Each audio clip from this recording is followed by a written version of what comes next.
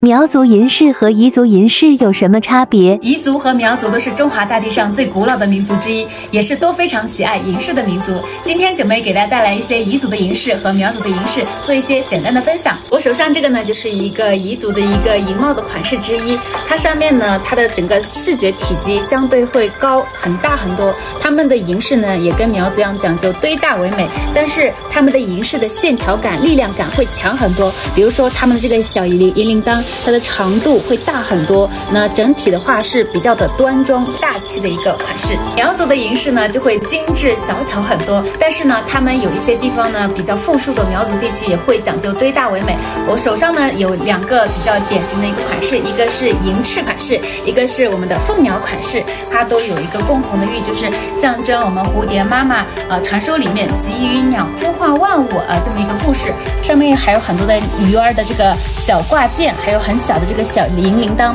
它的长度和它的细致程度要更加精美一些。这个呢就是彝族的服饰肩上和胸前的一个银饰挂件，它上面呢有很多的这种太阳纹和鸟的这个元素的这个图案，然后呢整体的风格是粗中有细，有大气不失典雅。苗族银项圈的配饰图案是丰富很多，上面既有我们的这个蝴蝶妈妈的这个图案，也有鱼图，还有我们的这个龙的这个图案，上面的这些寓意呢都是象征的多子多福、吉祥如意。然后呢，上面这个大花卷啊，它是很多地方是会堆到2到3个，堆的越多呢，就表示这个女孩子家是越富庶的。还有的地方的苗族的这个银饰啊，它上面还有这个武器，